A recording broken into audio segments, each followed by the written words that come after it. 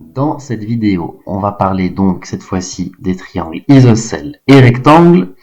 Le triangle isocèle, il possède une paire de côtés égaux, de côtés isométriques, et une paire d'angles égaux. Si on a 40 degrés ici, on a 40 degrés là. Le triangle isocèle peut être plus écrasé, un peu plus long, tant qu'il possède une paire de côtés égaux, une paire d'angles égaux. En rouge ici, c'est son axe de symétrie qui passe par le milieu de ce côté-là, qui est égal à aucun des deux autres. Et pour la construction, on a deux façons différentes de procéder en fonction des consignes que l'on reçoit. Si on a un côté AB à 4 cm, on fait déjà ce premier côté, on nomme les points, et on a BC égale AC égale 5 cm, ce qui veut dire que BC et AC sont égaux, et pour ça, le mieux c'est d'employer le compas, de mesurer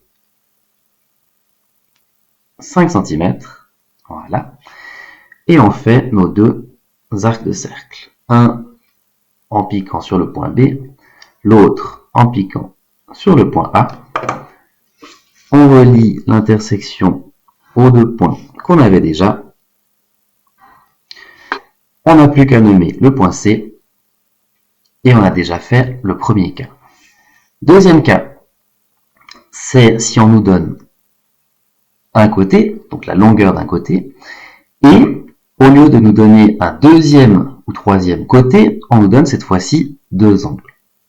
On nous dit que les deux angles ici sont égaux, et donc pour ceci,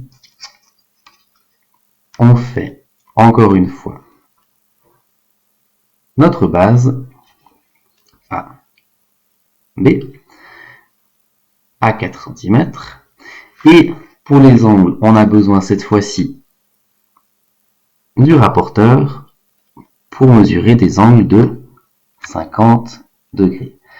On part du 0, on va jusqu'à 50, on fait un trait léger de construction sur B et sur A, étant donné que les deux angles mesurent 50 degrés. Voilà.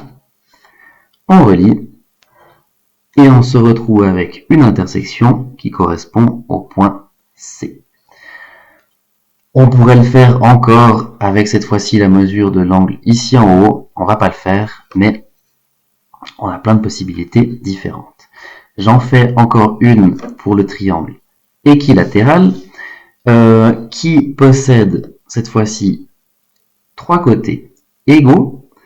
Et comme ces trois côtés sont égaux, les trois angles sont égaux aussi. On a forcément trois angles de 60 degrés, étant donné que 60 plus 60 plus 60 fait 180 degrés. Et en rouge, ici, on voit les axes de symétrie. Le triangle équilatéral en possède trois, qui passent par le milieu du triangle, qui se coupent, j'allais dire en leur milieu, non c'est faux, qui se coupent en un seul point. Et pour la construction, il n'y a pas 1000 façons de le faire. En général, on vous donnera un côté, la longueur d'un côté, qui correspond à la longueur des deux autres. Donc pour ceci, on fait nos 5 cm.